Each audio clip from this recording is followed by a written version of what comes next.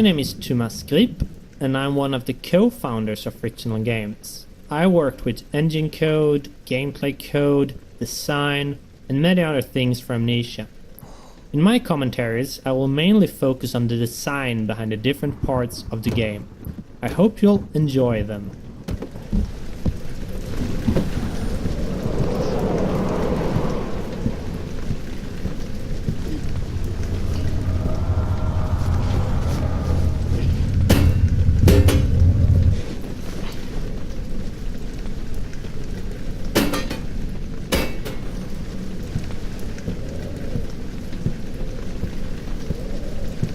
The name of this level is Rainy Hall, and it's supposed to be a combination of atmosphere setter and tutorial for the player. We wanted the player to start the game in a slow way so they could settle in and get used to how the game works. Amnesia is not a game with constant action happening all the time, and we wanted to have a constrained map where the player gets used to this. The only thing you need to do is to follow the track and get to the end of the level. Also, following tracks is something that becomes very useful in later levels, so we try to teach players this from the start.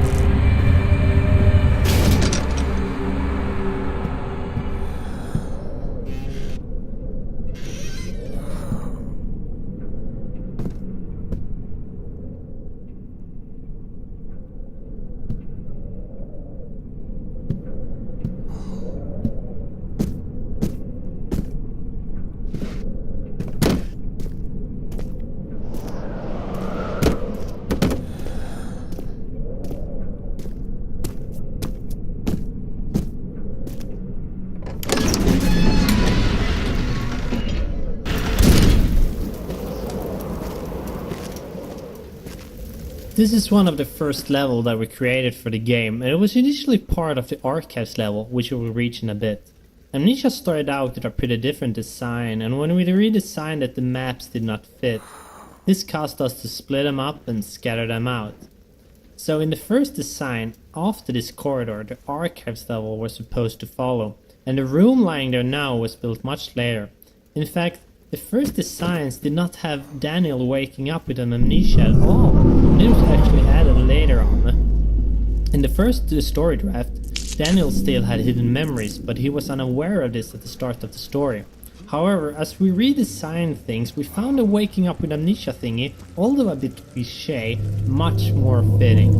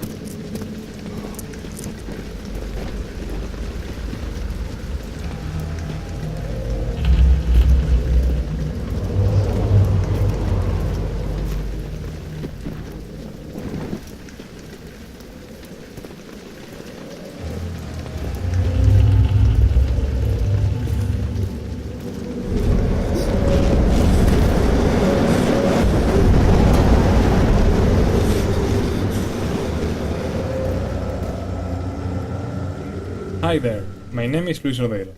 I'm mostly the tool programmer, level scripter at times, and perhaps the main reason why the rest of the core team at Fictional Games is pretty much forced to speak English at our internal meeting, as I am the only non-Swede here. Now, what a Spaniard is doing with a bunch of Swedish guys is a whole different story we won't be discussing today. By the way, I will be talking mostly about tools and scripting. Hope you like it. The editors themselves went through a lot of design changes during the development. Not that many in visual appeal as in internal stuff, like data structures and handling. This happened mostly because at the beginning we only knew the basic stuff that needed to be in them, and as they grew in features and functionality, they started to kind of fall apart, mostly due to my big lack of previous experience in projects like this. Right now, aloud what the hell still sounds in my head when I look at some parts of the code, but I am still proud of them. They can also get a bit buggy at times, but hopefully this won't happen again in the future, and I already got some nice ideas for the next iteration of the tools.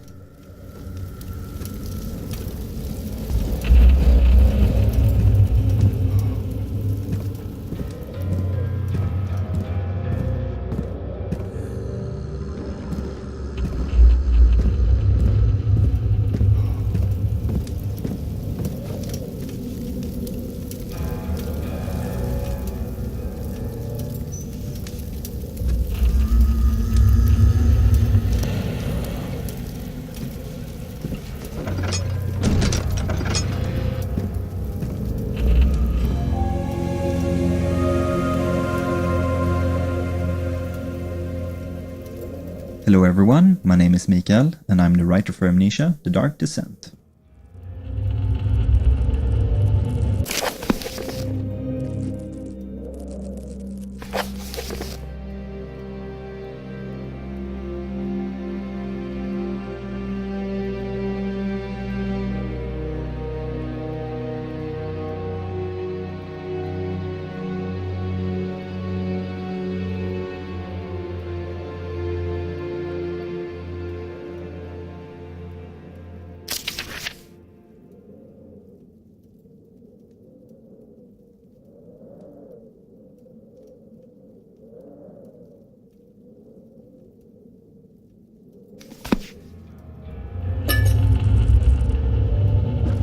I think we can all feel the story kick-starting as we finish the letter from Daniel.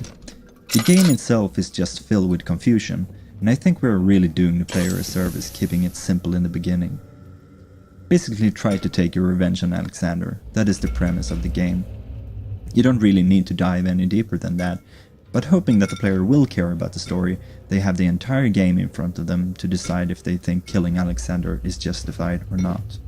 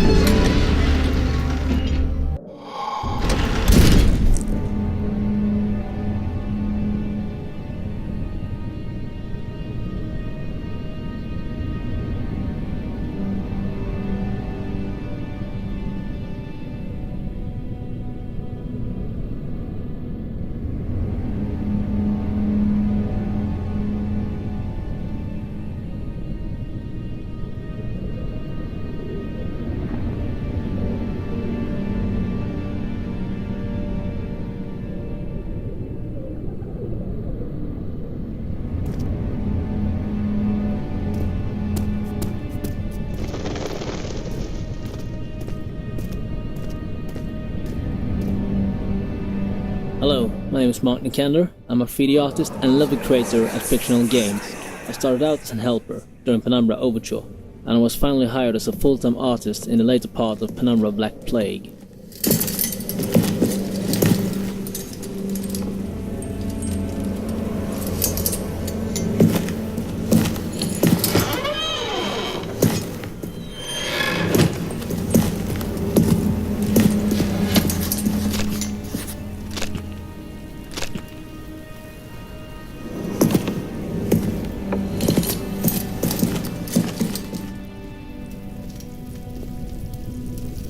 This is one of the many hub levels in the game, and this is a design concept that we started out with in Penumbra. The idea is to give the player some freedom on where to go, but at the same time give a clear objective. In this level, the slime obstacle is the thing that the player needs to get past, and all other levels then have things needed to do so. The slime itself is one of the few puzzles left from the initial designs, and the one I'm probably the least proud of. Now that slime appears all around, it feels a bit forced that you need to have a potion on the slime.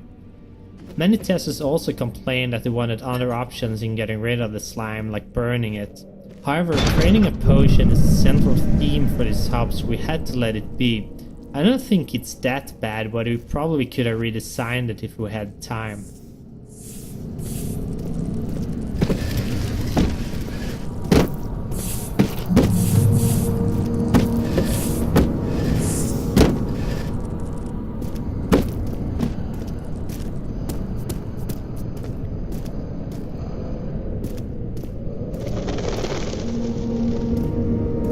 The entrance hall was first shown in our first gameplay trailer, and while the layout hasn't changed much, the details certainly have. We build our levels from sets of pieces, in this case, the custom-based set. While the carefully planned set pieces made level building very easy, the levels became very similar and we had to make special pieces to the level. Now, 1.5 years later, the special piece of a special version was made.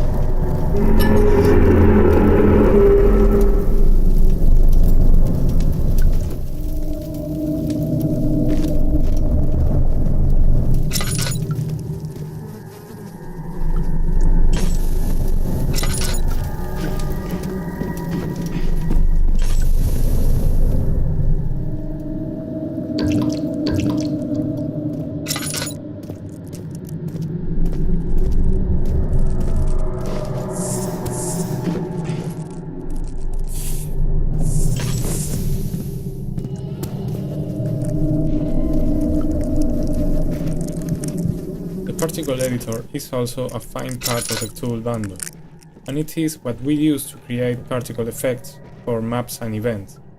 We use particles to do nice effects like the flames in torches and the smoke that comes out from them.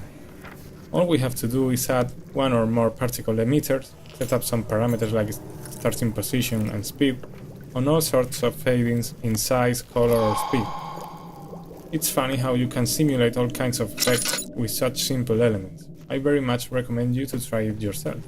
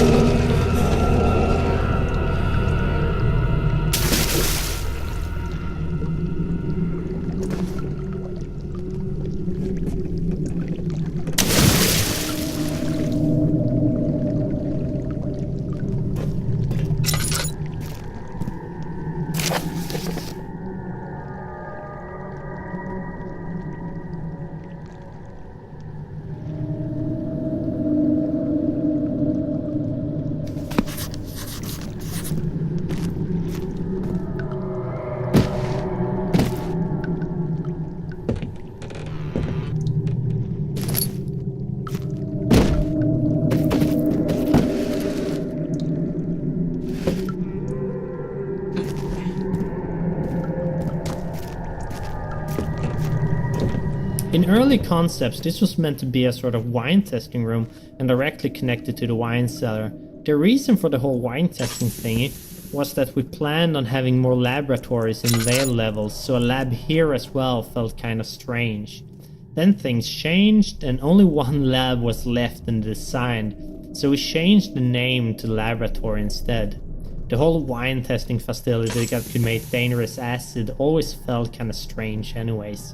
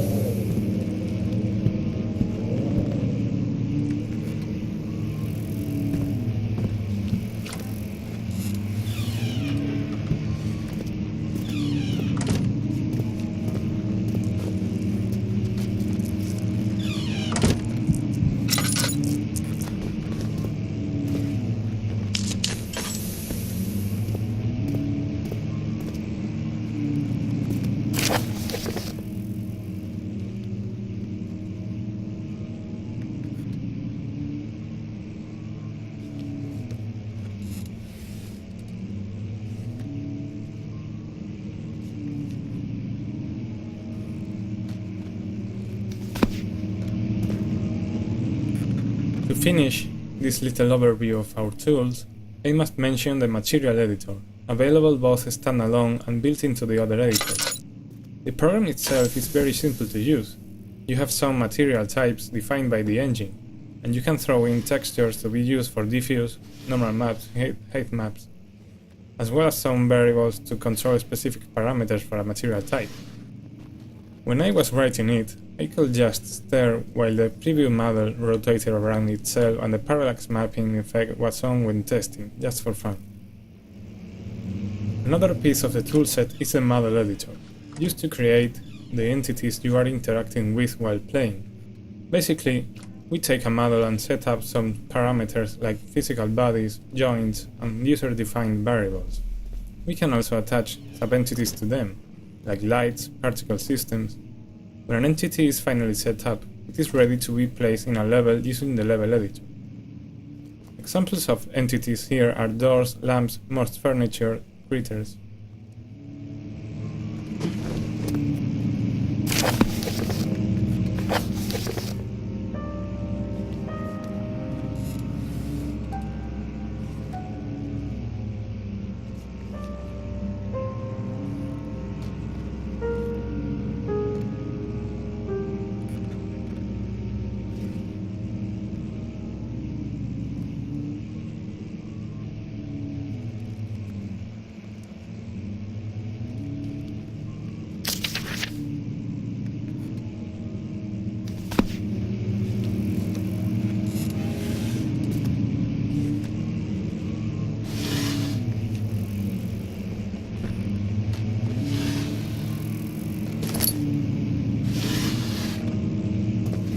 This level was changed a lot, and I think it's one of the most tweaked levels that we got. Not only was it part of the big archives level that we had to split up, but it was also hard to get it engaging enough. The problem here is that we don't have any sort of fun mechanic that we rely on to make the game engaging. Instead, we rely on story, atmosphere, and environment. This is true for many other levels and the game as a whole, but these were kind of the one of the larger levels that we made, and also one that didn't have much puzzles and such. So when testing it, we quickly get bored with it, and we wanted to add more spooky events to spice it up. But then later on, testing proved that these events weren't that necessary, and we also felt that they were a bit lame and not fitting, so we decided to remove them. Then the back part of the level, we wanted to make that a more linear experience, with the current player getting trapped and all, forcing the player to solve the destroy wall and find secret door puzzles. Previously, testers often missed that they can solve these problems. The level is now very different from the early designs.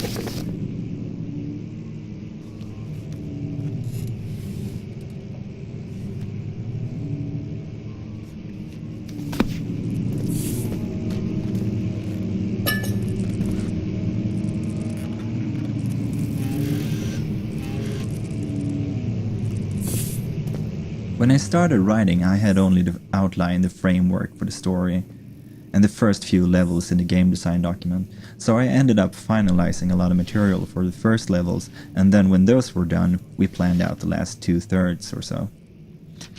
This had a funny effect since I had to not only cater to the story, but to stay true to the stuff I've written for the first levels. Usually you can go back and forth while writing and change things, but if you have already recorded voices, you really shouldn't because of the costs. So the first text really shaped the rest of the material in an interesting way, and made them matter in a way I hadn't thought about. I really like how this thickens the story elements, as I am able to jump back into the material and keep using and reinforcing certain concepts. Agrippa is of course the most extreme effect of this method, which grew from a small reference to becoming one of the most important characters in the game.